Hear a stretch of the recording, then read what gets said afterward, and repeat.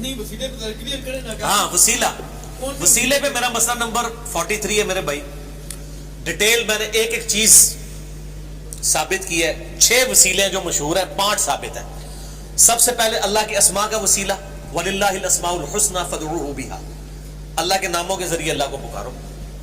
دوسرا وسیلہ ہے کوئی شخص اپنے نیک اعمال کا وسیلہ پیش کرے, وَاسْتَعِينُوا بِالصَّبْرِ وَالصَّلَاةِ, جس نے کہا گیا نماز اور صبر کے ذریعے اللہ کی مدد چاہو. المدد یا نماز, المدد یا صبر نہیں ہے. یہ سارے دھوکے مفتی اکمل صاحب نے ختم کر چھڑے نے کہ جی آپ نماز اور مدد چاہو. کس کی مدد چاہو؟ آگے ہے ان اللہ مع الصابرین, اللہ کی مدد چاہنی ہے, اللہ صبر کرنے والے ساتھ. تیسرا وسیلہ ہے, یہ تو نیک اعمال کا ہو گیا, اس میں وہ بخاری مسلم حدیث ہے 3 لوگ غار میں پھنس گئے تھے. تیسرا وسیلہ ہے جنت میں ایک مقام ہے الوسیلہ. آپ صلی اللہ علیہ وسلم کی بخاری مسلم حدیث ہے, جو اس مقام کے لیے میرے لیے دعا کرے گا, اذان کا جواب دے, درود شریف پڑھے, تو میری شفاعت اس کے لیے حلال ہو جائے گی. وہ مقام وسیلہ ہے. چوتھا وسیلہ ہے نبی صلی اللہ علیہ وآلہ وسلم کے تبرکات کا وسیلہ. بخاری مسلم میں آتا ہے, آپ کے کرتا مبارک کا دھون صحابہ شفا کے لیے لے کے جاتے تھے, بال مبارک کا دھون. میں نے ساری حدیثیں بخاری مسلم سے بتائی ہیں. ٹھیک ہے, 4 وسیلے ہو گئے.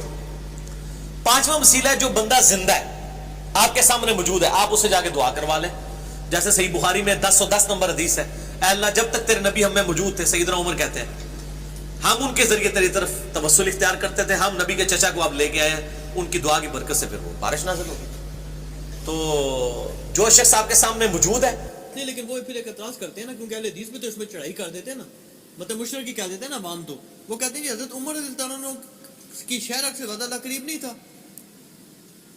کیا چیز حضرت عباس کا وسیلہ دینے کی ضرورت نہیں تھی, ڈائریکٹ اللہ سے مانگ لیتے. وسیلہ جو وہ وسیلہ دعاؤں کی قبولیت کا ذریعہ ہے. بخاری مسلم میں حدیث ہے, جب بارش نہیں ہوتی تھی صحابہ کرام نبی علیہ السلام سے دعا کرواتے تھے. کسی نیک آدمی سے دعا کروانا یہ دعا کی قبولیت کا ذریعہ ہے نا. عمر خود زیادہ نیک تھے نا ان سے. نہیں, وہ زیادہ نیک ضرور تھے, لیکن حضرت عبداللہ ابن عباس, حضرت عباس بن عبد المطلب کی نسبت نبی علیہ السلام کے ساتھ بھی تھی. ٹھیک ہے, اور جو افضل ہے اس کا غیر افضل سے دعا کروانا درست ہے. صحیح مسلم میں 3-4 حدیثیں ہیں ویسے کرنی کے بارے میں.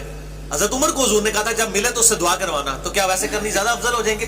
یہ تو نبی علیہ السلام نے ایک طریقہ بتایا ہے کہ کوئی افضل شخص یہ نہ سمجھے کہ وہ دوسرے سے دعا نہیں کروا سکتا, کروا سکتے ہیں, دعا کی قبولیت کا ذریعہ. پھر یہ کہ حضرت عمر جو ہیں, اب وہ یہ تو نہیں کہیں گے کہ میرے سے اوپر کوئی بھی نہیں ہے, میں کسی سے دعا ہی نہ کراؤں. اتنا تو متکبر کوئی شخص نہیں ہو سکتا. حضرت عمر تو اپنے سے تو افضل ہی سمجھتے تھے حضرت عباس کو. یہ تو ہم کہتے ہیں نا حضرت عمر افضل ہیں, حضرت عمر کا تو یہ عقیدہ نہیں تھا کہ میں ان سے افضل ہوں. نہیں, اللہ سے ڈائریکٹ مانگنے میں کیا حرج تھا؟ ڈائریکٹ مان سکتے ہیں, اس میں کوئی عرض نہیں ہے, لیکن وسیلے سے توسل سے دعائیں قبول ہوتی ہیں, اس لیے دعا میں وسیلہ اختیار کیا جاتا ہے. یہ آپ صلی اللہ علیہ وسلم نے تعلیم فرمایا. نیک آدمی سے دعا کروائیں, ظاہر ہے اس کی دعا قبول ہوگی. نیک آدمی ہو لیکن وہ جو اپنی پرستش کروا رہا ہے, جو آپ سے نذرانے بٹور رہا ہے, نہ آپ کی عزت کا لحاظ کر رہا ہے, نہ آپ کے مال کا لحاظ کر رہا ہے, جب موقع ملتا ہے بچیاں بھی بکا کے لے جاتا ہے مریدوں کی, اور وہ مال بھی بٹور کے لے جاتا ہے, اس کی بات نہیں ہو رہی, اللہ کے نیک بندوں کی بات ہو رہی ہے. قبر پہ اذان دینا اور تلقین کرنا, یہ تلقین تو واضح کرتے ہیں, یہ کیا سسٹم ہے؟ یہ تلقین والا کیا چکر ہے؟ یہ شیعہ بھی کرتے ہیں. شیعہ بھی کرتے ہیں, بریلوی بھی کرتے ہیں. وہ ڈاکٹر طاہر القادری صاحب کی ایک ویڈیو چڑھی ہوئی ہے, پڑھ بیٹا تنویر, بیٹا پڑھ, تنویر بیٹا پڑھ, کہتے ہیں پیچھے ہو جاؤ فرشتے آنے والے ہیں ابھی. یار کو ویڈیو لگائی ہوئی ہے کسی نے.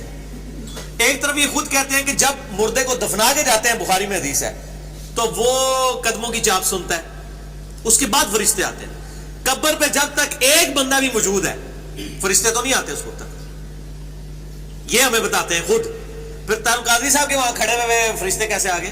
ویسے لیکن اس قسم کی جو حدیث ہیں یہ بڑی عجیب سی حدیث نہیں ہے. نہیں کوئی اب ایک بندہ قیامت تک وہاں کھڑا رہے, اس کو عذاب ہی نہیں, یہ کہتے ہیں, ہم نہیں کہتے ہیں, میں نے بار بار کہہ رہا ہوں یہ کہتے ہیں. لیکن آپ کہتے ہیں حدیث تو ہے نا. وہ حدیث شریف میں اس طرح نہیں ہے. حدیث شریف میں یہ ہے کہ جب مردے کو دفنا کے جاتے ہیں لوگ, وہ جانے والوں کے قدموں کی آہٹ سنتا ہے. جی وہ تو ہے. ٹھیک ہے نا جی. اب ظاہر ہے سارے تو قبر پہ نہیں کھڑے رہیں گے, کچھ شاید تھوڑی دیر کے لیے کھڑے رہیں. کتنی دیر کو کھڑا رہے گا؟ قیامت تک تو کھڑا ہی نہیں رہ سکتا. صحیح بخاری میں آتا ہے, وہ ہے معلق روایت ہے کہ حضرت حسن کی بیوی نے, حضرت حسن کی بیٹے کی بیوی نے 1 سال تک خیمہ لگائی رکھا تھا. ٹھیک ہے نا جی. وہ پیش کرتے ہیں, حالانکہ اس کے آگے الفاظ مفتی احمد نعیمی صاحب نہیں لکھتے ہیں, کہ کسی نے پھر آواز دی کہ لب گیا جنہوں لبن آئے سوئے تھے, جس کو ڈھونڈنے آئی تھی مل گیا, مایوسی ہو کے جا رہی ہے نا. جو قبر میں گیا وہ باہر تو نہیں نکلتا. یہ اگلے الفاظ ہی نقل کیے اور وہ کہتے ہیں قبر پہ خیمہ لگایا تھا لہذا مزار بنانا ثابت ہو گیا. چھڑولہ مار دینے. آپ کوئی بھی بات ان کی نکالیں نا کبھی پوری صحیح نہیں نکلتی.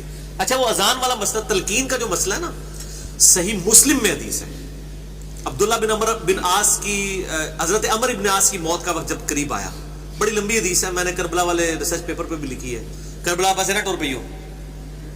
اچھا اس میں وہ آتا ہے کہ حضرت عمر بن عاص کہتے ہیں جب میں مر جاؤں میری قبر پہ اتنی دیر بیٹھے رہنا جتنی دیر ایک اونٹ کو قربان کر کے اس کا گوشت تقسیم کیا جاتا ہے, یعنی 2-2.5 گھنٹے, تاکہ میں اپنی قبر سے مانوس ہوں اور مجھے منکر نکیر کے سوالات میں جواب دینے میں استقامت نصیب ہو تمہارے قبر پہ بیٹھنے کی وجہ سے. قبر پہ اگر آپ بیٹھتے ہیں کسی شخص کے لیے قبر کے اوپر بیٹھ کے نہیں, سائڈ میں بیٹھ کے, مرنے کے بعد دفنانے کے بعد بیٹھے رہے وہاں پہ 2-2.5 گھنٹے دعائیں کریں, ہم تو قائل ہیں, سارے قائل ہیں اس کے. ایون سنن ابی داؤد میں حدیث ہے کہ جب اپنے بھائی کو دفنا چکو تو اپنے بھائی کے لیے قبر کے سوالوں کی استقامت کی دعا کرو. تو قبر پہ جب آپ کسی کو دفنائیں بیٹھیں سکون سے اس کے لیے دعا بھی کریں. علی بھائی یہ جو ہے کہ مطلب 2 گھنٹے لگا لو, 3 گھنٹے لگا لو, 4 گھنٹے لگا لو, یہ مطلب اللہ کے عدل سے لاجک سے یہ ٹکراتی نہیں چیزیں آپ کو لگتی؟ نہیں, اس میں کہاں یہ لکھا ہوا ہے کہ ضرور مغفرت ہو جائے گی, یہ تو لکھے نہیں ہوا. نہیں لیکن مقصد کیا ہے یہ, یعنی مقصد دیکھیں اللہ نے صاف کرنا ہے یا یہ دیکھنا ہے کہ بھی کتنے بندے آ رہے ہیں؟ نہیں, اللہ تعالیٰ کی دیکھیں, اللہ تعالیٰ دعاؤں کی بھی قدر کرتا ہے, ورنہ تو دعا کا کنسپٹ بھی دنیا سے ختم ہو جائے گا. یہ نہیں ہے نعوذ باللہ کہ کوئی شخص باغی مجرم ہے اور وہ لاکھوں لوگ کروڑوں لوگوں کا قاتل ہے اور وہ جناب 100 قرآن پڑھوا لے تو بخشا جائے گا.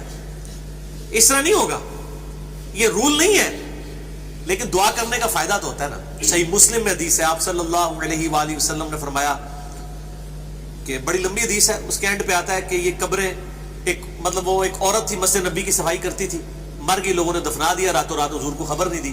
آپ فرمایا وہ عورت کدھر گئی ہے؟ کہا جی فوت ہوگی آپ کے احرام کے خلل کی وجہ سے. نہیں بتایا. اب صحابہ کا تو چونکہ حاضر و ناظر کا قبر میں سرکار کے آنے کا عقیدہ نہیں تھا, ان بیچاروں کو تو نہیں پتا تھی یہ باتیں, اور حضور صلی اللہ علیہ وسلم نے فرمایا کہ بھی مجھے تو نے کو نہیں بتایا, مجھے بتاؤ اس کی قبر کدھر ہے. صحابہ نے قبر بتائی, وہاں جا کے آپ نے قبر پہ دوبارہ جنازہ پڑھا اور پھر فرمایا کہ میری نماز جنازہ پڑھنے کی برکت سے ان قبروں کو جو تاریک میں ڈوبی ہوئی تھی تاریکی میں نور سے بھر دیا گیا. بعض اوقات کسی نیک بندے کی دعا اللہ تعالیٰ سفارش کے طور پہ قبول کر لیتا ہے, فیصلہ اللہ نہیں کرنا ہے, دوست کوئی نہیں ہے. یہ جو عقیدہ نا کہ دوست نہیں بھائی, اپنے مال کے